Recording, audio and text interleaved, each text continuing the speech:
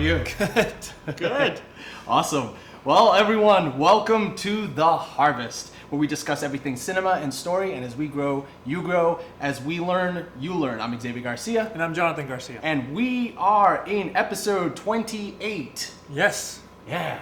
We're doing good. It's finally back, and on kind of rolling with these episodes. This is exciting now. You will notice that behind me, we have a guest. All right. And we're really excited about today. I'm really excited about today because we're gonna get really in depth. We've gotten really deep with this acting stuff, and I think we're going to go even deeper today. All right, well, we've got Bobby Bishop joining us today. Bobby is a licensed independent clinical social worker with extensive case management experience and advocacy in a multicultural environment. He has his master's in social work from Salem State University, and interestingly, Bobby has extensive experience with the music industry as well. He's been signed by branches of Warner, Sony BMG, and Universal Music Group, and presently has over 100 cue sheets in rotation.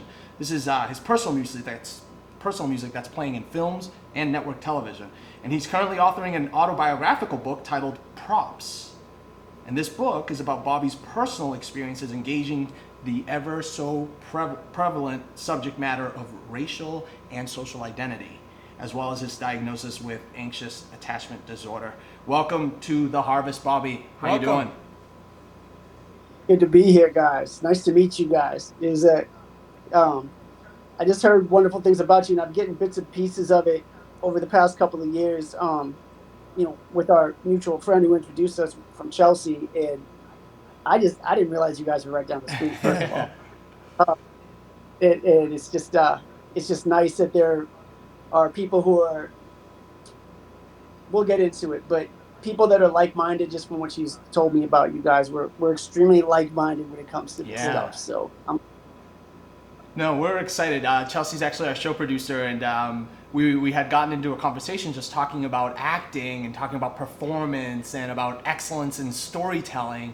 And we were talking about wanting to get deep into the mind of a performer. And, and as a producer, she kind of puts these together. And she goes, I've got the person for you. You're going to love him. You guys are right on the same, wavelength and thinking about performance and excellence. And he's a psychologist. I'm like, this is great. And he's like, Bobby Bishop. And I'm like, wow, that sounds like a famous name right there. He should be on the show. Yeah, that's great. Bobby, I'm just going to start with a brief recap of what we discussed last week for everyone and for all of us here. Last week we talked about great actors and their characteristics, such as intuition and instinct, taking risks, letting your guard down, also experiencing empathy and feeling what your character feels, being versatile and flexible, also being vulnerable to the experiences of your character, and then some of the simpler, more pragmatic things, and like having camaraderie with your scene partners and having passion, the kind of passion that that can't be taught, and what passion really for the industry and for what you're doing truly means. And these are certain traits that filmmakers look for in a great actor, and I encourage everyone to check out episode 26 for more information on just these key identifying features of what it means to be a great actor and performer. But this week we're going to continue exploring acting, but we're going to get a bit more, as I said, a little bit more nerdy, right? Because we're really gonna dig deep into the psychology of performance, and I don't know necessarily that a lot of the people kind of look at acting from this perspective. They just kind of see the tip of the iceberg, right? Right. Just fun, entertainment, but there's an art to it. Yeah. There's depth. So I'll begin just. Bobby, if you could tell us first, before we go down that rabbit hole, a little bit about your history with the entertainment industry and just storytelling in general. Sure, man. So the way I put it to another artist recently, because we known each other a long time, this other rap artist, and he asked what made you want to make music in the first place. I'm talking as far as back when I'm 44 now, so I started making demos when I was like 17, 18, so and it came down to, I think we all have our own sort of framework that we put together when it comes to what being an artist looks like. And in my case, I realized kind of in just processing with him that I was always a social worker first and an artist second. So in my case, if there wasn't some kind of a blend of community work or action or message tied to music, then I wasn't really interested. Which is honestly kind of why doing the national tour thing didn't always fully sit right with me, even though I did it extensively. I always sort of felt like, oh, I'm supposed to be in Lynn right now. You know what I mean? Um, and I, no matter what happened, if I had concerts out on the, if I had concerts anywhere halfway local, like if let's say I was in the Bronx, typically I would bring a van load of kids from Lynn with me. You know what I mean? I always felt convicted to like, okay, I'm going to feed. My primary goal here is to feed my community and contribute and do what I can to enrich these kids' lives. And if music is a piece of that, then I feel fulfilled in doing that. I feel like I did my job. So, so kind of naturally, as my own story unfolded, initially what I was really doing was I was exposed to a lot of very extreme, just because, like I said, by nature I'm a social worker. So as far as just having a personality that's empathetic, I got a lot of stories right away as far as kids I was working with. I started as running youth programs I started when I was about 18, running a youth program at a church right near downtown Lynn, and then we subsequently actually started our own church, which is still in downtown Lynn. And I ran the youth program for a while too. But just the stories that were coming my way were serious, and a lot of them were not ones that I experienced myself. So I just started penning them. One of those songs ended up, a distributor in New York picked it up and put it on this compilation, and I got a lot of attention in New York, and then that kind of snowballed into this branch of Sony kind of got wind of it, and then that turned into a recording contract and distribution changes and everything else, and ultimately with a record with Universal as well. But the final record that I did under a label, sort of came full circle in that when I sat down with them, I said, listen, I'm not necessarily looking for like a big budget I've made enough friends along the way here that we don't have to borrow a whole bunch of money against this record for recoup. I would rather you let me do it how I want to do it, and that's going to mean that you're going to hear all about my city throughout this whole record, and I'm going to use it deliberately. And let's just keep the budget low. I'll call in my favorites. You know what I'm saying? Awesome. But let me make because I'm not going to like it if you don't let me make the music I want to make. I'm going to regret it because I had made those mistakes in the past. So it kind of came full circle in that they said, "Bet, let's do it." And it ended up being a great situation. So these things you learn over time as far as identifying what you're doing and how you're doing it. And that's just kind of like the joy of making art, you know what I'm saying? And that, yeah, there's something really fulfilling about that. Yeah, no, that's amazing. And, even just music, the power of music in general when it comes to storytelling, I can just identify even with myself. There were times that it was through music where I found purpose, healing. I would identify with not just what the artist was putting out there, but then also some of the resolve and resolutions to those circumstances that I was hearing, and that can go in a positive and in a negative direction, right? Right. Yeah. Wow. Absolutely. So, Bob, sorry, go ahead. No, you're good, man. Well, something that we've been talking about as of late in the Harvest is everything that goes into excellent performance, but for film, television, and theater, right? And so we've talked about different methods and different techniques when it comes to acting. But for the sake of simplifying things, we're going to just talk about, what it means to becoming the character. Instead of talking about, well, the method teaches this, Stanislavski teaches that, Lee Strasberg we're not going to get into that because that was all covered in the past episode. So we're just going to talk about it from the perspective of what it takes to become the character, giving a truthful and a very genuine and authentic performance. And that's how kind of we're going to talk about performance for the sake of today's podcast.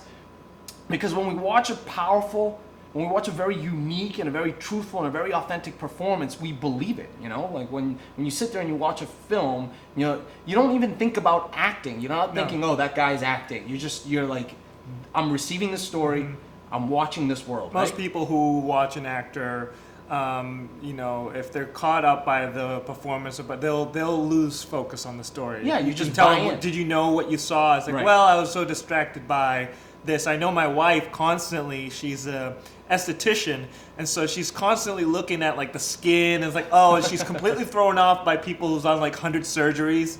And so she's completely thrown off. She's like, I can't really focus on these characters but some of the people that have gone so deep in their performances, she's like, I was so lost and engrossed in the story, and I could go beyond the visual, but because the subtleties and the nuances of the performance and the realness of it was just, I got lost. That's actually really funny because this is like a personal pet peeve, like with actresses and actors that do a lot of Botox. Yeah, right. They can't Make make certain expressions, right? Yes, because So their face is just stuck. actor mad right now? Yeah. So that's actually funny that she notices those things and that it actually impacts just how she is able to or not to receive the story. But then when an actor is so convincing and so genuine, all of that stuff just fades away. Mm-hmm. Right. Everything just disappears behind that aura, that veneer of of performance, right?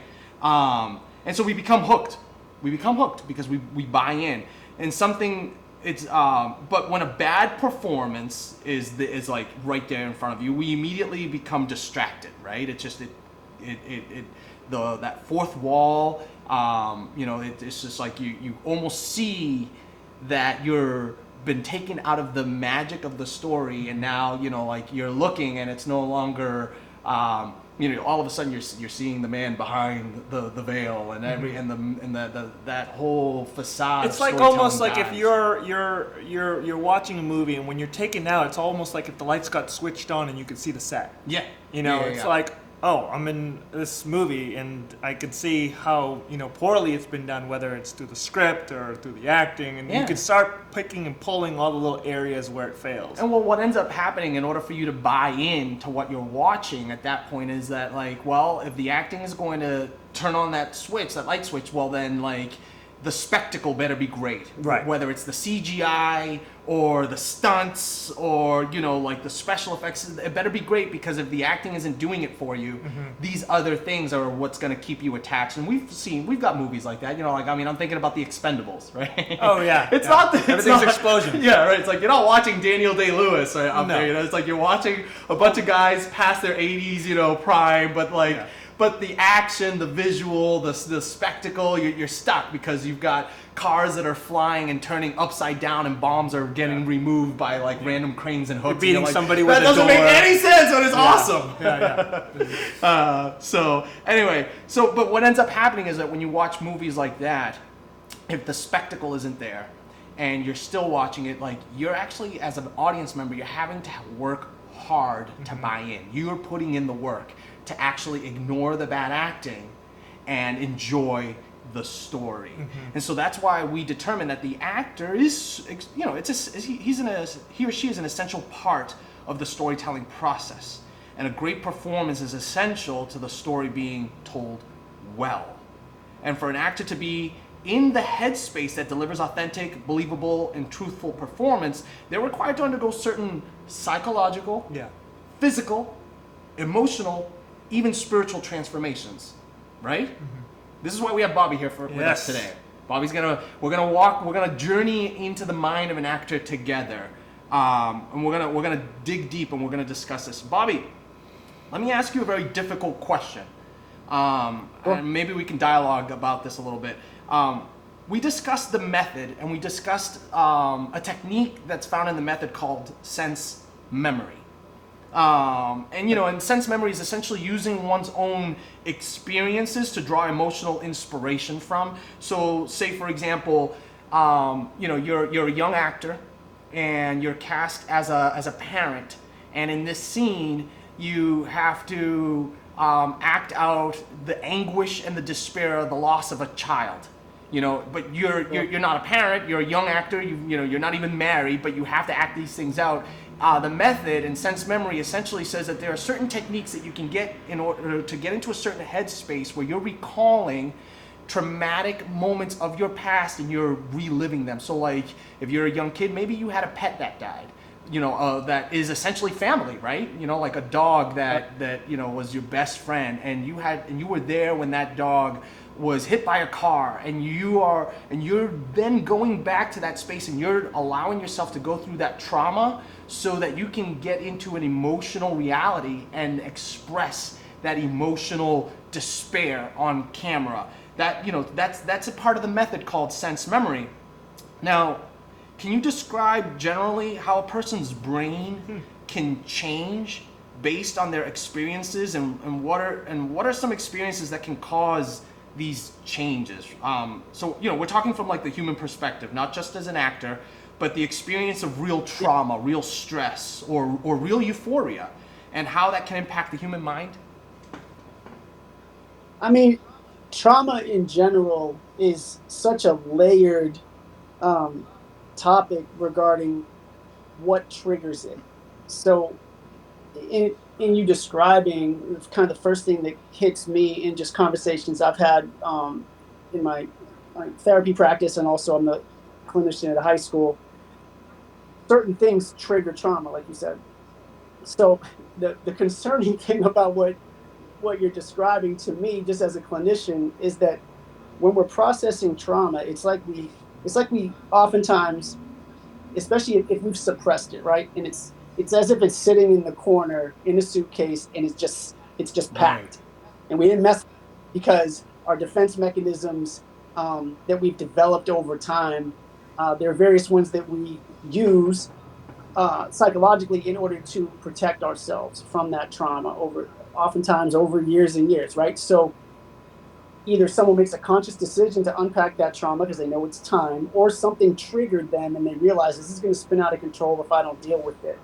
And it's not always necessarily intentional. Sometimes it's just happenstance. Like, oh, this thing was said, this triggered this memory, and now this trauma is starting to spill out, and I'm going to need to process it in a safe environment. Tell you, I had a teenager today who, out of the blue, one thing I said clearly reminded her of something that she had because she prefaced it with, "I haven't told anyone this yet." Now, this is the third time I've ever talked to this kid. So the fact that she was telling me, one, was very humbling, but two, also was indicative of the fact that something I said triggered that. And she said, "This is something I need to talk about. I've never talked about it. Here it is." And it was, I can't even begin to describe how heavy it was. It was devastating. It was in a controlled environment where she knew she was safe, and she knew that there was confidentiality, and she felt comfortable in that environment, knowing that she wasn't going to be abruptly abandoned in the moment. She knew that she was going to be able to process it accordingly. So as far as the method that you're describing, as far as revisiting something traumatic in order to create an appearance of empathy, really it's kind of what's happening in order to create the appearance that you have actually experienced something traumatic that's being portrayed through a script in a scene.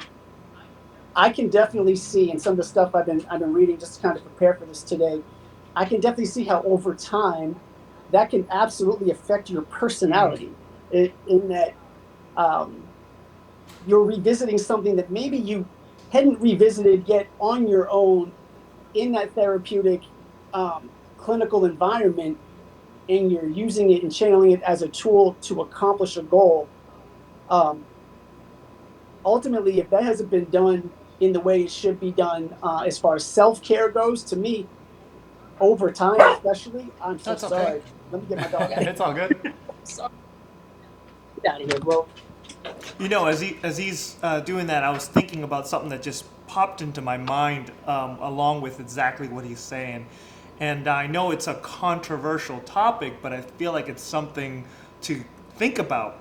When Judge Kavanaugh was being tried and tested to see, if he would pass, and the accusers came out, when those accusers, or the lady, I'm forgetting names, forgive me, when she accused him of that sexual conduct of what happened, whether it was rape or whatever, that trauma was so authentic that whether it's true or not, no one really knows yet.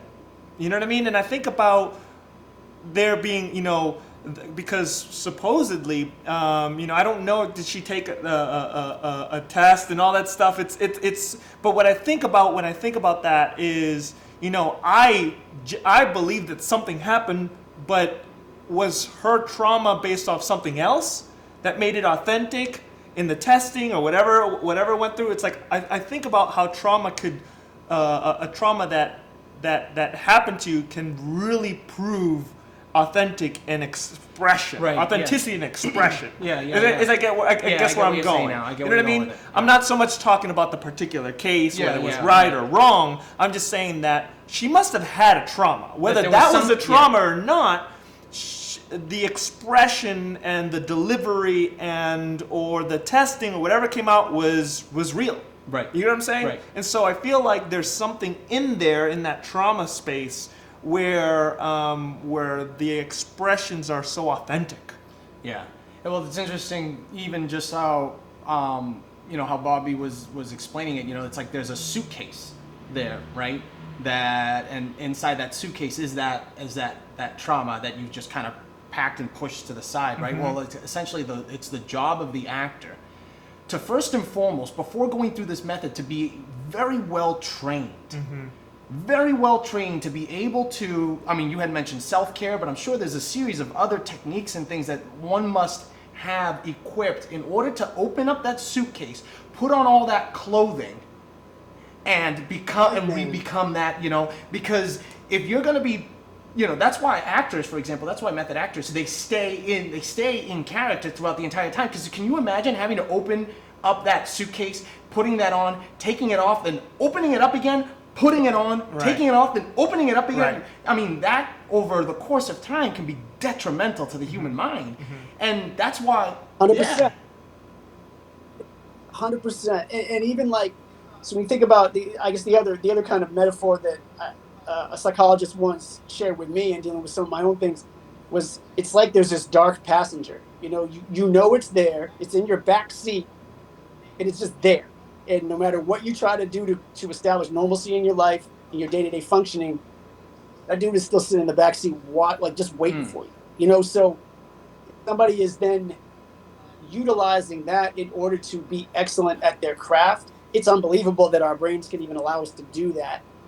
But like you were saying, the toll that I imagine the toll that it can take on you emotionally could ultimately be, it could end your career, because there's only so much our brains and our psyche, I imagine, can take when it comes down to that kind of emotional ping pong. You know what I'm saying? Absolutely. Look, we've got.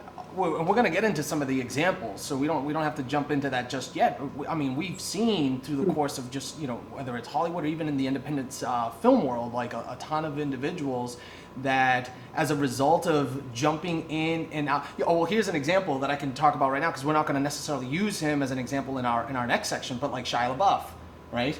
Shia LaBeouf is known for becoming his characters, and yet his personal life has now been afflicted by that, taking on, opening that suitcase, putting all that on, then closing that suitcase, or playing handshake with that dark figure in the back, and like whatever it may be. It's like it's that constant thing. Well, to the point where, as a professional, the very next job that you do, in order to step up your game, because this is another thing, when we talked about a great actor, there's passion that's connected to it, right? And what's passion? Something about passion is that you're always trying to updo, like you're trying to get better, and the next one is going to be better, and it's going to be bigger, right? And so what's bigger than having worn that trauma from that suitcase in order to give that next best performance? What are you going to do? Are you now going to I mean, what does that do with the mind when you're trying to outdo that? Are you going deeper into the recesses of the mind? Are you going deeper into like unearthing things that that cause for great wounds? And we're talking about the negative side. There's also the positive. There's also the euphoria aspect of that. When people go into great moments of their past in order to show like true moments of like joy, right. To the point of such a joy where there's tears, Right. I think about the movie Inception, where they try to implant a dream inside of, almost to the point where it's so deep it's a memory within a dream. Yeah. And the son knows that his father does not love him. That he doesn't show affection to him, and that's all he's wanted from as a son. And I think about even just that, the idea of, because I know I've had even dreams that when I wake up, it's so real to me, you know what I mean? And I'm like, like I have all these emotions inside of me, and I begin to behave in a certain way based off just that dream I had, And so I can't imagine how much information we can put in our brains where we begin to act in certain ways to the brink of like overboard, or to be able to change our perspective on the whole worldview. Yeah, no, I can't. I mean, the simplest of things can truly trigger reaction. And now, Bobby, I have a question for you, because you had brought up, you briefly brought up certain mechanisms, coping mechanisms, like self-care. Because those become so important, and not, obviously for the actor. Now the actor is engaging in those things in a professional way, but I know that in just, as a clinician, I'm sure that there are things that you work on, or tools in order to deal with some of those things. Can you talk to some of those? Sure. Yeah, in addition to like we were speaking on regarding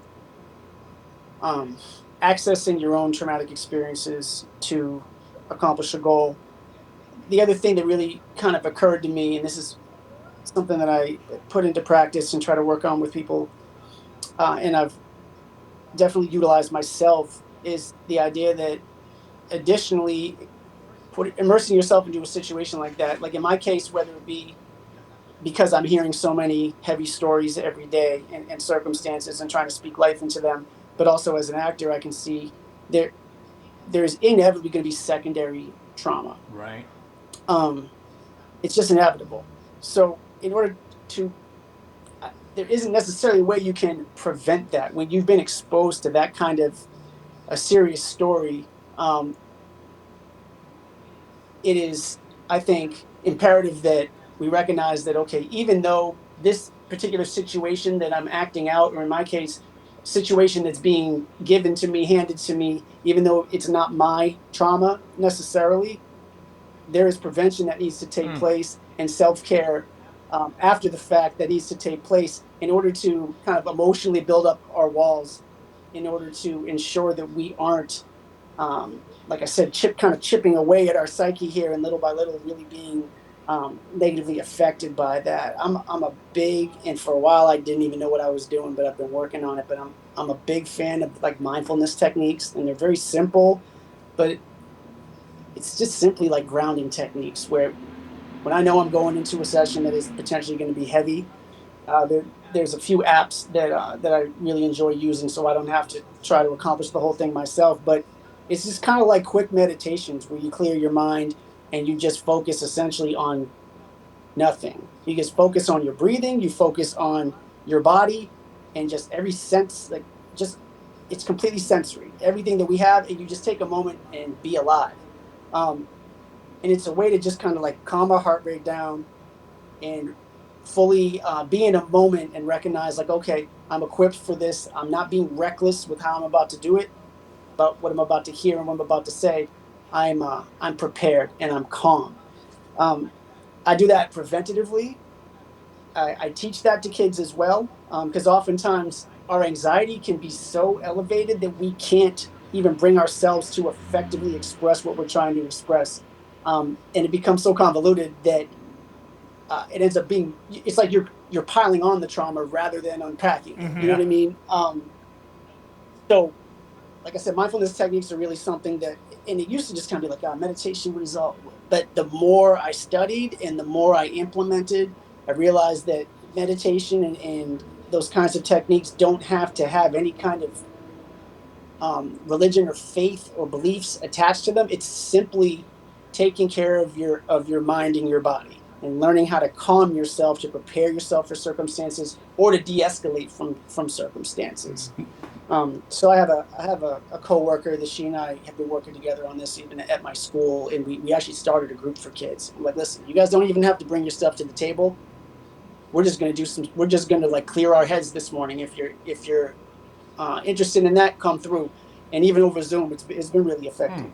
Wow. Now, I'm glad that you actually bringing up some of the mindfulness techniques that you had even brought up, and just bringing yourself to zero. I mean, that's actually something that actors practice even before getting into a role. Yeah. You know, like the deep breathing and just kind of coming down to a space of complete relaxation, because what you don't want to do is bring the stress of your world into a character's world, you know, and so that's actually, it's inherently built into even becoming a character. So it's actually interesting that some of those techniques that are, you know, that you're talking about, you know, using even with some of your students or, you know, patients and whatnot, it's stuff that's built into some of these acting techniques. And I think that for you to get serious as an actor, you really need to look into some of this stuff and understand that, because you're gonna be jumping in the shoes of characters that aren't that, you know, you're building these lives, these really chaotic lives around these really chaotic plots. Because I mean, look, the one thing that makes plot move forward is conflict. Right. Conflict. And as a character, the writer's throwing conflict at you. And so, you know, like you need to, you know that your character is going to be one that's going to be heavily subject to all sorts of opposition and conflict and antagonism. And so, you know, these techniques are going to help, you know, leave yourself and then enter into this really conflicted, antagonized character, whether you're the antagonist or the protagonist in any given film or scene. And so, you know, it's very important, I think, and, you know, and those of you that are listening that are either already actors and are beginners or thinking about it, you know, this stuff is not necessarily the type of stuff that's, you know, given to you in an acting, you know, studio where you're just going in to build up techniques. Maybe it is, maybe it isn't, but going a little bit deeper, you know, and obviously some of the more reputable ones do go into, you know, just kind of like how to sustain, how to build up the self-care in order to enter into a role. But to get it for yourself, to go a little bit deeper and look into this stuff as far as what personally works for you is very important. Yeah. You know, I was thinking about even what you just said there about, you know, a lot of people watch movies and they just think, oh, that's just a movie, that's not real, you know, that's not how life is. But when you're picking up a role and you're having to handle these conflicts and you really want to be serious about them, you know, as an individual, I know a lot of people and friends that I know, they don't like to deal with conflict. They just kind of, I'll let my wife handle it, or, you know, and I'll take care of it later. And they never develop the ability to handle these conflicts in their own real life. You know, how do you expect to handle them and to be believable in a movie scene?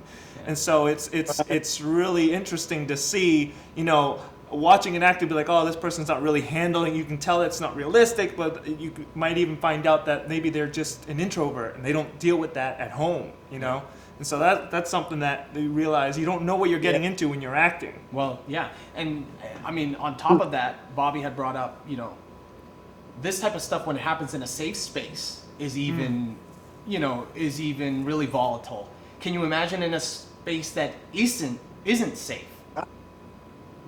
Right. Because a film set isn't always necessarily a safe space. You know, you might put yourself out there and you've got a director that's like, you know, after you've gone through that technique's like, no, you know, or, you know, doesn't respond in a way either before or after. You know, I mean, like, who do you turn to as an actor after you've gone through that? Can you talk a little bit about, like, I don't know if you've ever had an experience where the space hasn't necessarily been safe, whether for you personally or for someone, a story of someone that you know about that, you know, has talked about personal experiences, whether it's trauma or stress or anything like that, PTSD, where opening up and going through that, taking, putting on the well, I guess we're using the metaphor of putting on the clothing from the suitcase, wasn't a safe space. I mean, how does one deal with that subconsciously? And then how can one deal with that on a conscious level, as I don't know. It's a deep question, so. I hear you. I mean, as far as an unsafe space, unfortunately, just because we don't always necessarily, as a society, think that we have access to the help that in reality is likely right at our fingertips, right? But if one, sometimes people are intimidated by that, about the idea, or if they've been raised in a cultural environment or a subcultural environment just within their own home where mental health is frowned upon. Oftentimes there is just kind of in our subconscious the idea that, no, I'm tougher than that. I can deal with this without help. But what happens when you then do have to deal with your trauma? You still need an outlet, and it can happen so spontaneously that you just go straight to the thing that is accessible immediately. And I see this a lot with teenagers, where they'll just jump on social media and just start spilling on their timeline to strangers, and then you're subject to their possibly misinformed views on your circumstances, and also just trolls who are going to come in and not necessarily make you feel good about the situation, right? So and that is the furthest thing from safe. And I know that's not the same as being on a set for a show, but or a movie or whatever it may be. However, well, there are similarities kind of because you're faced with the critics, right? I mean, that's what it is. You're faced with critics, and if you already don't have your head kind of wrapped around, like, okay, this is the direction I want to go with this in life in general. Here are my coping mechanisms. Here are the tools that have been given to me. If you have no tools in your tool belt to deal with that, especially in a moment like that you're describing, I mean, it could end the whole production, I imagine, because I've had to literally intercept kids before, where I see that they just started spilling stuff on their timeline, or especially when they throw videos up there on Snapchat, where they're just like, hey, I'm going to tell you my whole story. I don't care if you're a stranger or not. And then their trauma gets amplified, comes exponentially worse. And there are times where we've just had to intercept kids and bring them in and be like, hold up, we're hitting reset right now, because that's the mechanism. You know what I mean?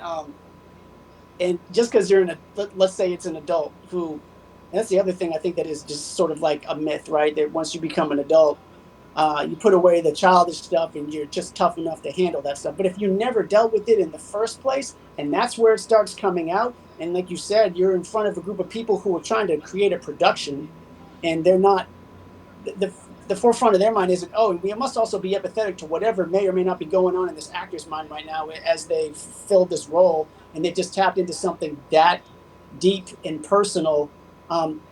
Then it's going to make it so much worse down the stretch. It's just gonna, like I said, you're just gonna be putting more stuff in that bag. Wow.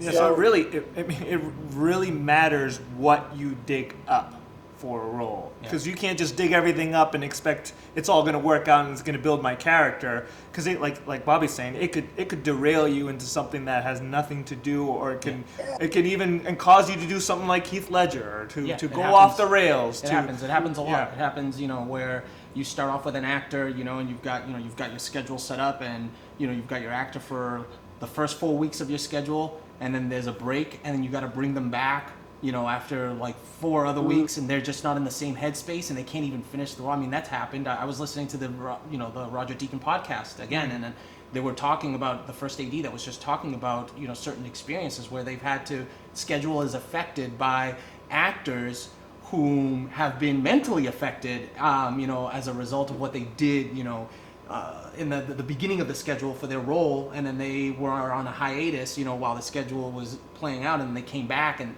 they had to reshoot with a new actor. Wow. That stuff happens. It happens a lot. It happens in Hollywood. And this is funny because it's like a movie, when it's under production, it doesn't go linearly.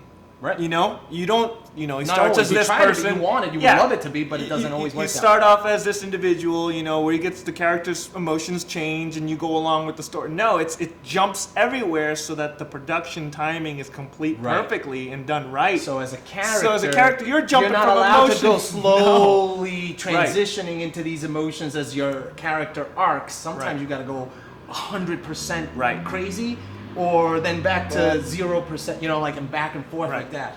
Right. And that That has can to take a have a toll. toll. Yeah. Absolutely. Now, I want to read an article that was published by The Atlantic, and it was titled "How Actors Create Emotions: A Problematic Psychology." It says, quote, Yeah. "Cognitive scientists and psychologists have been reluctant to embrace acting as a serious subject of study, but researchers like Talia Goldstein, an assistant professor of psychology at Pace University, have recently started to investigate the links between the two fields with the idea that both disciplines can be enriched by a study of their commonalities. In a joint paper from Goldstein and Yale professor Paul Bloom, The Mind on Stage, Why Cognitive Scientists Should Study Acting, Goldstein argues that psychologists can look to how actors create emotions in order to understand human nature in a new way. I think that at their cores, psychology, cognitive science, and theater are all trying to do the same thing, which is to understand why people do the things that they do. Our range of behavior and where it comes from," Goldstein says. "It's just two different ways of looking at the same question." Now, when you talk about some of those methods that involve an actor becoming their character for a more authentic performance, oftentimes the residual impact is very much neglected. Something that we had brought up briefly. Specifically, you know, method acting. I've heard method acting referred to as the method to madness. It's literally, quote, you know, what it's called in the industry. And that's something that we talk about the method acting process in episode 26. Do you, Bobby, know of any examples where this has happened? You know, and I mean, we're going to talk about some of the more famous ones, but anything at all, you know, just in that you personally have experienced, and I don't know whether it's in, you know, as a storyteller in the music world, or just, you know, from things that you've studied personally or have come across. And obviously we've also got some very famous examples that we're going to talk about, but are there any others, or Jonathan, any? I mean, I can definitely, I can even, in this particular case, actually have some notes too I want to share, but experienced this personally. And so obviously not as an actor, but as a performer, in that I know we touched on briefly at the beginning of the convo about my own diagnosis is an attachment disorder. So when you attach anxiously to people, it's almost, in a nutshell, you sort of take your whole identity and self-worth and you place it into the hands of everybody else, and they define it for you. So as far as the building of your own self-confidence, it never really happened. So it's your self-perception is basically based on reactions and words of everybody else, which isn't a very good choice when you think about it, for me to then say, okay, I'm gonna multiply that by thousands and go jump on a stage. You know what I mean? Where I've so I was definitely negatively impacted in that, and this always amazed me, in that I would see dudes who were just like these down to earth, like backstage or whatever, just down to earth, just low, just chilling, drinking whatever, having a car. This one rapper, man, he was like just chill, like, and nothing necessarily like entertaining about him, just a nice dude, just talking real relaxed, quiet. And as soon as he got on the stage, it's like he injected ice in his veins. I mean, the dude got up there and turned into this character like nothing I'd ever seen. And every time I saw him perform, I was like, who is this guy? Because when he gets up there, he flips this switch and he turns into a superhero. It's like the crowd eats out of his hands and he doesn't have to try, right? And I know that likely part of that was because, as far as his ability to attach and his self-perception, he was in a good place. He was kind of right there in the middle where you want to be, where you're not avoidant of how you feel, but you also don't care so much about what other people think. You're just there to do a good job, and you feel good about yourself and what you're doing. And he was able to do that, and I think that's why that ice was in his veins. He could get out there and knock it out the park. Like, every single time. Even when the I saw the sound system fail on him once, and it didn't matter. The crowd liked it because he improvised, and it was so entertaining. You know what I'm saying? So, Wow. I never had that ability to do that because I couldn't get off a stage. I could perform, right? I could do an adequate job. I could do a good job even and work a crowd, but I couldn't get off a stage without reeling for the next 3 days on was it good or not? What went well and what didn't? And even if the crowd didn't perceive any mistakes to have been made, if I knew I'd made a mistake, it was just, I would be on a rotary, just spinning, spinning, spinning, trying to change something that I couldn't change because it already happened. You know what I'm saying? So, so I definitely that was kind of my version of experiencing that. In that, if if you're not emotionally equipped to perform on that level, because you have your own obstacles in your way, it can affect everything. And even though it might look like the performance itself, like I said, was adequate or even good, behind the scenes, that stuff, it can completely spin you out. And especially if you're on a tour where you're doing that every night and you haven't really had any adequate time to do it, process anything, because you got to go do it again and then again and then again. I imagine with an actor, it's a similar experience where, because like you said, it's not linear. Right. It's doing this scene and this take and this, and then we're going back to this, and then we're going back to this, and it compounds. I imagine it must just compound on itself to a point where you hit your peak. You know what I mean? Like there's got to be a breaking point that people hit. Where like I physically, like physiologically, I can't do this anymore. Is I imagine what has happened with some guys. And well, I say guys, you know what I'm saying? You know, male and female and whomever, as far as actors go, I imagine it can take a serious toll on them. Well, look, we're going to bring up some pretty awesome examples. This is a perfect segue because like Jonathan and I really talk about some of our, you know, when we're discussing, you know, some of our favorite movies, there's a common theme, you know, and it comes down to the actors and just kind of like how they brought forth and portrayed the story. And one that we always talk about is Daniel Day-Lewis.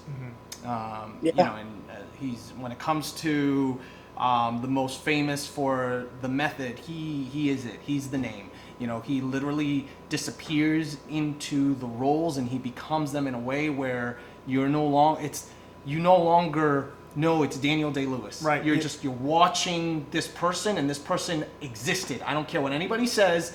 Bill the Butcher is a real person. Yeah. You know I mean? Like just like Bobby's saying, it's like on stage, you hear his interviews, very soft spoken, very very gentle, and then you look at his performance of Bob the Butcher. It's like you're watching him, and he's like insane, he's blowing your mind as he's like.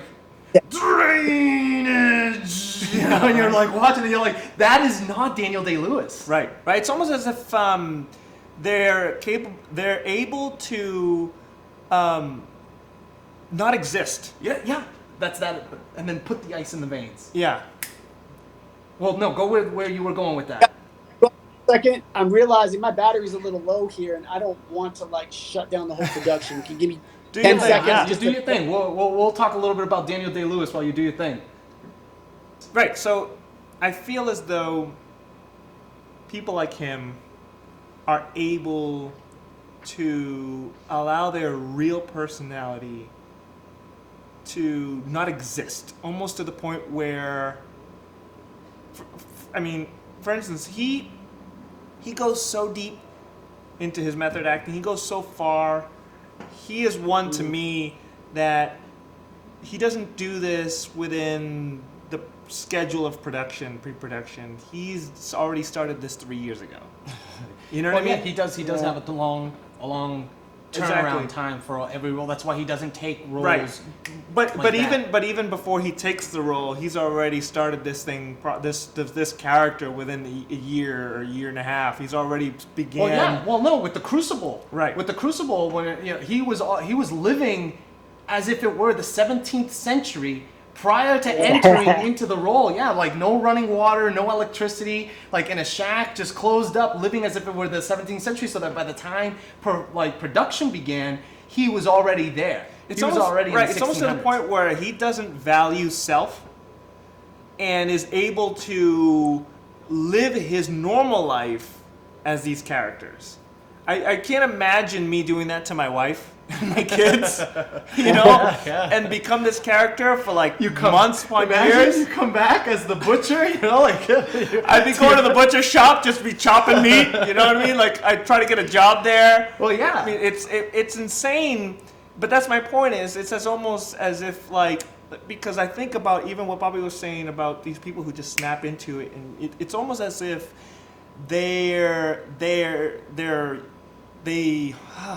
it's like a euphoria of being able to become someone else. Yeah. You know? Yeah. So what's wild, man? So I was reading this article in the Guardian, right? And they were talking about exactly what you're saying. So I was thinking from as far as how our brain functions and processes, like neurocognitive like kind of phenomenon here, in that we have our prefrontal cortex, which is sort of like the base where we reason, and we have our amygdala, which is our emotional center, right? So if we deactivate ourselves in order to take on a character, like you're saying, like Daniel Day-Lewis is notorious for, right? It's like there's this dichotomy where you're deactivating self, simultaneously using parts of yourself that you may not have otherwise used. So when it comes down to your then ability in the future cognitively to then, because we don't have a switch where we say, okay, I'm going to turn my prefrontal cortex back on, and now I'm going to be that normal person who has reason, who has logic, who is my personality. There's no switch to do that. So if we're constantly deactivating and simultaneously taking on pieces that we wouldn't have used otherwise, I don't really know. This is what this article was talking about. I imagine like that suppression of self-processing, because you're not processing for yourself anymore. You're processing for this character, right? I imagine eventually it can become, your life just must become so blurry where you don't know who you are anymore. And I can't speak for him, obviously, but I can absolutely see how, especially long term, that could be really detrimental to your own personality in who you are and even knowing who you are. Wow. And I can't imagine, I mean, I can see that a lot of these, soft-spoken people is as if they've built these major characters over time that they almost don't even store in their own lives life. Like it's almost as if, it seems as though, I don't know if this is entirely true, but this is something that I might be speculating, that it's as almost they don't store into their life grandeur like the characters are, because you can see in their interviews it's almost like they're so soft-spoken, there's not much to them. If you were to make a character out of Daniel Day-Lewis, let's make a Daniel Day-Lewis movie, to me, based off everything that I've seen in every interview, it would be so boring. You know what I mean by that? And so what I'm saying is they don't store into their own personal lives the grandeur that their characters bring, and it's almost as if he does it on purpose because there's I don't know, there's better life in the characters.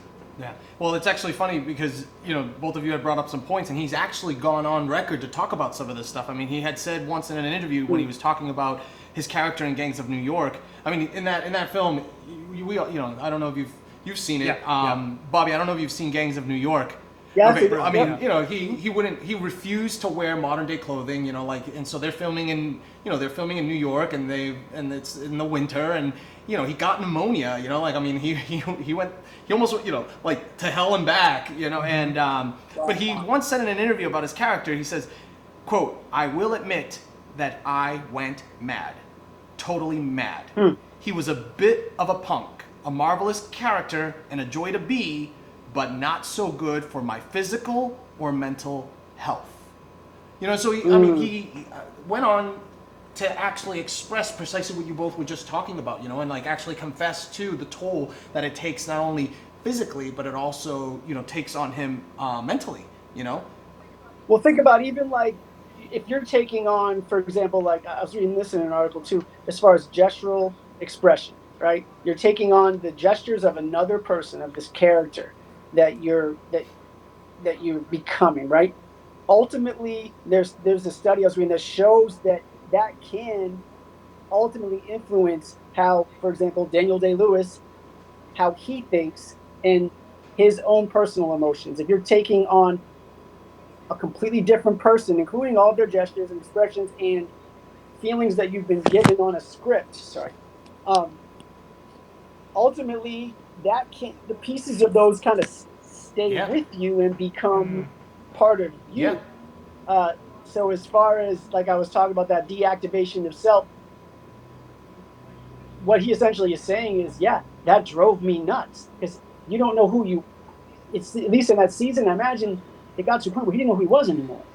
This is all he could identify with was this person that he became for a season. You know, that's actually really interesting that you say that. You know, something that a lot of Christians do is when they watch a secular actor who, you know, isn't a Christian that portrays a Christian role, and they get so deep into it, and they start to talk about how it impacted them, even to the point of like, you know, oh, you know, I've tapped into that spiritual side of myself immediately. You know, like it's like. I don't know if you've watched the Chappelle show, the draft where they're like, oh, you know, immediately you grab him. He's like, he's one of us now. He's a Christian, you know. Yeah. It's like you're immediately usurping him. Well, it reminds me of Shia LaBeouf. I mean, for the role in Fury, where he got baptized. He went through everything. He went through everything that the Bible says you need to go through in order to. Everyone's like, he's a Christian. Right. He's saved. You know. But you know what? But I'm sure there is a truth and a portion.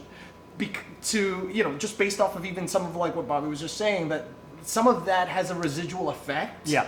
In that it definitely does change just your outlook and perception, persona, you know, your psyche, and just kind of how you process the world. And now you're seeing, even though you've gone back to becoming, you know, Shia LaBeouf, you're still seeing the world, even if it's just a piece of you through the eyes of that character, you know, just, even if it's a piece of you. And so they're, you know, because at the end of the day, a good story will create a well-developed character. Yeah. And when these actors try to portray these well-developed characters, they're not just some Joe Schmo like that. They're going to try to find, you know, that persona, that realism in that character. And so when they come out of that, they're going to pull out a little nugget because they're real people. Yeah. You know Spiritually speaking, you're giving life. Right. You're creating these things that were once two-dimensional on paper. You know, you're giving them dimension. You're breathing into them personality, traits, emotions, responses. I mean, and then you're to the point where you are, you know, becoming them, expressing them. You've given life now to, you know, say Andrew Garfield's character in Silence. You know, this Jesuit priest. Now he has come alive. Right. You know, and he has Joker. I mean, where these kids were at a movie theater and they became Jokers, and then they started shooting people. You know what I mean? And that's deep. That's how deep it is. Yeah. You know what I mean? Because you now have given it life. Now they're going to continue giving it life. It's almost like discipleship, where you are created this person, and then someone's like, oh, I'm going to continue giving that life up to that individual. You know, you're creating more people to continue giving life to those characters. And then that person and that character and that life gets plastered across, you know, every single cinema across the world, and social media, and it, you know, and critics, and it's, you know, and then now like everyone's talking about it, and it's sewn into our culture. You know, and it becomes now an example that's sewn into our culture, and that's a whole nother subject, and a deep one, right? But and a good one. I don't think I'm that nerdy. No, yeah, no.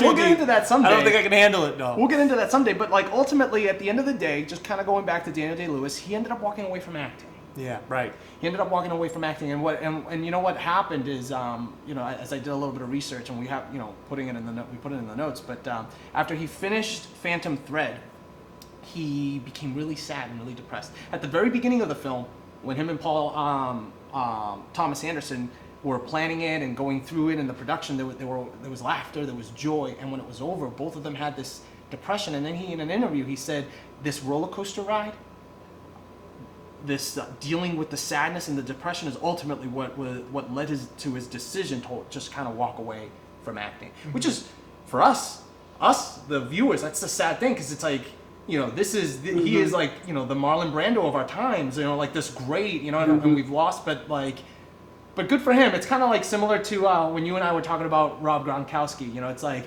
we're glad when he had retired with all his concussions and everything, we're glad he's walked away from the game for his own sake, for his own health, and then here he comes back. But like the same thing with Daniel Day-Lewis. It's like for his own mental health, for his own sake, we're glad that he's walked away. But it's like there's a sad thing. For a person to say that, you'd have to think, in sports, there are people who can train and become amazing.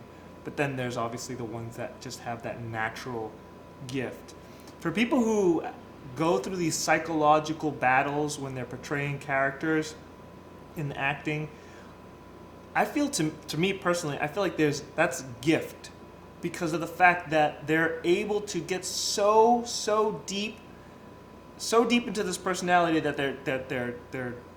they're lost of self, and they're almost to the point where tormented or challenged. It's for me, I feel like that's a deep talent of the ability to just go in and get lost and become. Yeah, well, that's why you and I are always constantly, we're comparing a lot of these things when it comes to filmmaking or even just an actor to sports and athletes, because those are also muscles that are being exercised and trained, but then there's also the personal gift that comes along with it, and there are those where, that are when they're raw, right, and having gone through acting school, you can tell it's like, ooh, there's something there. You would be a great actor because you're discerning that raw talent, and then with the training and the working out, if you will, that gets developed, and then you see the greats come out from that. So yeah, absolutely, I couldn't agree with you more. And we're gonna have to start wrapping up. We're not gonna be able to get into all of our actor examples. Like we were gonna get into Christian Bale and some others, but there's one that I do want to bring up, and that's Heath Ledger. And Heath Ledger in his last film as the Joker, talking about method into madness, right? Ledger pushed himself physically and mentally further than he had ever done before for any role prior to that. It's documented that he isolated himself for over a month in a hotel room. It was just him and a notebook where he was just allowing his subconscious to come out with everything that he could find when it comes to being a psycho and a sociopath. He maintained a diary in character to prepare for the role, and according to Christopher Nolan, he studied ventriloquist dummies for the role, and that was something that actually he had a personal. He was personally terrified. He had as a boy, he had some traumatic experiences, and so he just dug into that and was studying ventriloquist dummies. He even asked Christian Bale, his co-star, to actually get physically rough with him in the interrogation scene rather than just staging the fight, because he was relating to himself as the Joker as a child and the abuse that he received as a boy, the Joker child. And he says, he was saying, I need to feel that again, and was, he went into a depth that was so deep with that he had never done before. It was almost like he was like, okay, for this one, I'm not going to just go gradual, I'm going to go all in. And here we are now talking about him, posthumous. Right. I mean, it's unfortunate and it's sad. But he says, I have a quote, I ended up landing more, he says, in the realm of a psychopath. Quote, someone with very little to no conscience towards his acts. He's just an absolute sociopath, a cold-blooded, mass-murdering clown. And that's, him talking about just kind of like where he entered into, and how he explored a bit for the character. People are quick to say that the character killed him, but those close to him report that he was already indeed having a lot of fun with the character and that he was having a good time. Perhaps we can't sit here and say, what led to his death was the character itself. But his psychology and mindset that stayed after leaving that character, I'm sure, had to have had some sort of an impact and some sort of a connection to the way that he ended, unfortunately. Yeah, and it was probably coupled with whatever he had on his own. Right, exactly. So if there was already a history there and some things that in his own life, coupled with, to put it, I guess, bluntly, like, our brain just isn't meant to do that, Yeah. especially on that level that he took it. and I can't speak with authority on this specifically what led to demise, but um, it's I think it's pretty evident that any one of us in a same situation or a similar situation would probably have had a similar an outcome that could have um, been that Right. tragic because, like you had said with Daniel J. Lewis, like he drove himself Yeah. crazy. I mean, we're not meant to isolate. We're not meant to insulate. In such an extreme way that the reality of any outside world or anybody's other thoughts or emotions, or I mean, he essentially flushed empathy down the toilet for however long and just Right. stayed in Right. himself. And we're just not built Right. that And way. obviously we know that the actual cause, right? Like on the death certificate, what's written is that accidental overdose to the sleeping pills. Right. But I mean, Right. he couldn't sleep well with his prescription, Right. and I feel like this insomnia that he suffered, was exasperated due to like the mental instability that was caused by the role, and so he already had that pre-existing Yeah. condition, right, where he couldn't sleep, and now he's isolating, he's staying up by himself for a month Right. in, just kind of living this character that is constantly. I mean, if you think about the character, and how the character portrayed, there's the one famous scene where he's like, I'm like a lost puppy chasing around a dog. And that if I ever were to catch one, I wouldn't even know what to do with myself. And the way that he performs that, I'm just like, oh wow, this guy's mind is going 24/7, right? Spiraling in a sociopathic, out of control spiral, deeper and deeper into Gotham, right? And this is, I feel like, precisely what's connected to, when he then had to shut it down or try to sleep. It's like he got to a point where it's like, I need to sleep, but this character was still. Yeah. I don't know. I mean, to what point do you go till you lose control? And what I mean by this is most people, when you think of psychopaths or sociopaths, you go through history and time, a lot of them, where they kill like a president or do something crazy. Sometimes they even say things like, like the devil made me do it. You know what I mean? And you have to. We would do a disservice if we don't also consider some sort of spiritual realm involved in this. I'm glad that you brought it there.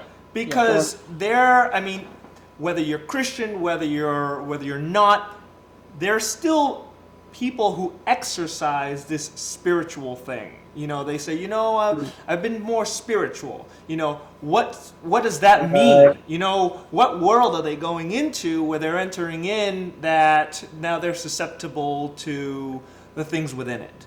Well, I'm glad that you bring that up because, ourselves, as Christian filmmakers, something that we exercise quite often, even on set, is both prayer and meditation, right? And kind of de-rolling from these roles and from these characters, as a director or a producer, like when you're talking to your cast and working with them. Not that we're clinicians by any stretch of the imagination, but we have lived these characters with them on the safe side. On our side, we've seen them kind of go through it and just kind of, and not that it's necessarily our job. This is just something that we personally do, right? Where we bring this piece of us, this care, this concern, not just for the film and the end product, but also for those characters that they gave their time, they gave their art, their artistry, they made themselves vulnerable for you and put themselves out there. We kind of go that extra mile in being there for them, spiritually speaking, because there is I personally am of the belief that there is very much a spiritual component to all of this as well. And obviously we've hinted of that throughout the entire podcast, but now that we're talking about it, that is there, and that is true, and that is something to consider, and that is something that we consider, and that's something that we deal with when it comes to an actor kind of de-rolling from that role in prayer. But also some of those exercises too, the meditation aspect of it, the kind of like, okay, let's take a second now and let's roll back. Absolutely. No, I think that, I'm curious to kind of understand spiritual health even in itself, or just the spiritual realm and how that affects inside of a character when they go in so deep. There's this metaphor about opening doors to what? Opening doors to spirits, right. Opening doors to psychological torment. I mean, there's so much outside of just the brain and right. the capacity of the brain that also needs to be brought out research because I mean, when you're going into a character and you're losing self, I mean, the self is made of the soul, the spirit, the mind, you know what I mean, the mind, the will, the emotion, all these different things, so that's the makeup of the individual. So if you're not, I mean, we're spirit beings in my mind, and so if you are not cognitive of that nature within you, you are vulnerable to any other nature, Yeah, and especially if we're ignorant to it. If it's not even something we necessarily see coming, it doesn't mean we're still not susceptible to it or vulnerable to it, right? That doesn't make it any less real. So we could be a victim of those kinds of spiritual detrimental circumstances or like spiritual effects, negative ones, because like you said, we've opened a door, like a Pandora's box, right? That we don't necessarily know that we opened, but that doesn't mean we're not going to feel the effects of it. Right. So I definitely agree with you. So yeah, definitely being even in that space, prepared and equipped, and to handle that. Yeah. To handle that, whether it's for example, we deal and we talk a lot with Christian actors. So if you are going to take on a role, and this is some advice now, if you're going to take on a role where it's going to basically teeter-totter on that line where you're like, oh wow, I'm going into a really dark place, make sure that you, and I'm talking specifically Christian actors that are cognizant and aware, and they're going into this, like, that you have a prayer team that's kind of backing you up, that you've talked to your pastor, right. that you've talked to, or like, like a friend that, that you read the word with, someone that, with, an accountability person, someone that's going to back you up and be there with you and for you on the other side of that is there at the beginning, through it, and at the end, just kind of bringing that positive, spiritual reinforcement back into your life. And that's why, like, even when I talk to like Christian actors that are like considering roles, this happened even recently with a buddy of mine, considering like playing the role of this, the physical embodiment of Satan they were supposed to play in a film, and he was like, should I take this? Should I not? Like, and I talked to him about it from the pure perspective of, well, it's a role, right? Do you feel, first of all, I said two things. Number one, do you feel like you were called, to be an actor, right? Like, is this because I need to know that right off the bat. Is this a passion? Is this something that has been confirmed that you're going to chase after? Because if it's not, then you have no right going in and out of these roles. You will not exercise all the things necessary for the role. Right. Because you haven't done, because I know that if you don't know that, then you haven't done your due diligence and the training. You haven't, equipped and girded yourself up with with the armaments necessary, the tools, if you will, in order to go through these processes and come out on the other side, sane, and come out on the other side well. I mean, here we're talking about professionals that quit or end up dead, right? And so, like, you better have gone through then the training, because for a fact that you're called to doing this in order to give an authentic, a real, and a proper performance and come out on the other side whole again, right?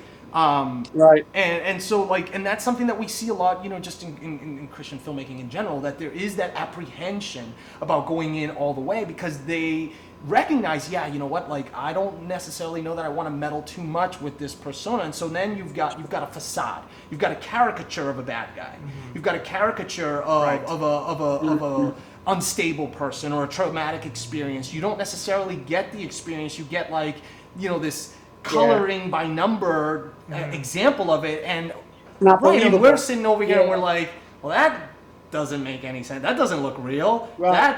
It feels corny. Exactly. It feels corny. That doesn't feel real. Yeah. And that's, I think, the problem, even just from, like, just faith-based cinema, just that aside, that there is that apprehension about crossing over. And I think that there are ways to deal with that. I think that there are smart, responsible, spiritually responsible ways that if you've been called to portray, to be a storyteller, and to tell stories, and you happen to have to be the bad guy in order for that story to be told, if you were called into this and you are equipped and you're trained, then then we shouldn't be having this disconnect between great performances and just bland, corny performances. You know what I'm saying? Yeah, no, I agree with you 100%. And I want to add also another tip on top of what you're saying. Along with that, we're also human beings, so we desire a lot of times to be someone we're not. Yeah. We naturally like to be like others. We find mannerisms, and we're just natural beings that we like to identify as something that we're just probably naturally not. And I noticed that a lot of times, even in Scripture, constantly you see God reminding you of your identity. Yeah. He's constantly saying, this is how you're made, this is your image, and never forget it. And I think that that's a really good tool to obviously keep in the back of your mind, that when you're going into a character, that you have an area, whether it's in scriptures, whether it's written, you're constantly reminding yourself of your identity. Who you actually are. This is actually an area of expertise, actually, for you, Bobby, when it comes to identity in general. And, I think that's great, Jonathan. That's a really phenomenal point, because at the end of the day, Great point. if you're going to become someone else, you have to be so secure in who you actually are prior to that, because that's your grounding. That's your point of origin. Right. Yeah. I mean, that is the joy, and we try to carve out, like you're talking identity. We try to carve out all these different niches for ourselves, and identity, formation can be this lifelong journey, but obviously a joy that we have as believers is that, like you said, Scripture's just real clear. Like, hey, your identity is in Christ first. Everything else will come together. Basically, you know what I mean? The fact that we have that kind of a foundation to build off of, like, there's nowhere to go but up. Right. I mean, so. Right. That's awesome. Cool. All right. Well, I think we've gone. This is one of our longer episodes, but this is great. I loved it. Bobby, thank you so very much, man. I mean, and if we, depending on how things go and how the response to it is, maybe we schedule at some point down the road to kind of revisit the topic and go a little deeper into some of the things that we didn't have so much time to go into. Yeah? Yeah. Sweet. I would love it. So we'll close with our creator's tip of the week. And Jonathan, I don't know if you have a creator's tip of the week here. I do. I was kind of just trying to understand. I know that we're doing acting, and I thought about improving, and I was like, oh man, how cool would it be to have like an improv game? And it just showed up. Like, I did a research on it, and I wanted to use it and to try it out. Check it out. It's a really cool. Oh man, I lost it. Here we go. Give me 1 second. It always happens every time. All right, so it's called Sokyo Improv Suggestions. So it gives you suggestions, and then you can play it along with family. So, like, if you're having trouble, remember how we did it for Cast of Faith, and I know the Cast of Faithers are looking at this, and you're like, all right, so it's this is what all your suggestions are. It's location, what work, so it actually what you have. Kind of becomes the moderator. It comes the moderator, exactly, cool. so that you can be able to, create a nice improv scene. What's it called? So it's called Sokyo Improv Suggestions. It's got a great rating, so check it out. I want to get back and do it again. I love improv. I think it's one of the funnest things. Awesome. Mine is Table Read Pro. It's an app, and it's actually pretty cool. It allows you to import scripts, and it reads them back to you. You can change the voices. You can make it really dynamic so that like you're actually listening to the movie. It's a really cool app. I'm not, you can actually download it at the Apple app, store or Google Play, and or go to the website tablereadpro.com. Check that out. It's a pretty cool app. Awesome. Yeah, Bobby, do you have a tip of the week? I don't know. It could be anything at all that's related to just creativity in general. So the thing that this isn't an app or anything like that, but something that has become crucial for me, even just with this whole, with COVID going on and everything else, I've had to set up my own home office, but I'm also at my my school office a couple days a week, and just like creating a vibe in your workspace has been key. Making it like personal to you. I just like to put up like the web. I just like dope stuff, so I put dope stuff on the wall, and then you feel dope. You know what I'm saying? So That's awesome. Just like at school, it came out really good. My office, I redid it, and here I've been working on it little by little, and it's just kind of like, okay, even if I'm having a difficult day and the content is heavy, I'm in a space where I'm calm and I just feel like I'm myself. You know what I mean? So decor matters. I love it. I love it. I love it. I mean, we do that even in here in the office. Just like if you look into the different booths, our edit bays, you know, it's like you can tell the personalities. It's like when you go into Hans's, you know, there's a Batman that's overlooking you. Star Wars poster. Yeah, Star Wars posters. You go into mine, you know, and it's like you've got. You feel it's creative. Like all black you really and, do. Yeah, exactly. It's awesome. Yeah, I absolutely love it. Well, everyone, thank you so much for joining us at The Harvest. A very special thanks to our producer, Chelsea Cowie, for putting this together. Such an awesome episode today. You know, and if for any questions that you want to reach me at, you can reach me on Twitter at xgarcia. At Jonathan Harvest. And do you have any social media, Bobby? If anybody wants to like check out music or anything at all like that someone can hit you up? Whether it's email. Yeah, man, I mean, as far as music library, everything's like on iTunes and Spotify. You can just search Bobby Bishop. And then my Instagram is Bobby Bishop. That's kind of the one I use the most. Cool. So. I appreciate it. You know, I'm OG that I actually got Bobby Bishop as my. That is pretty OG. It's impressive. That is impressive.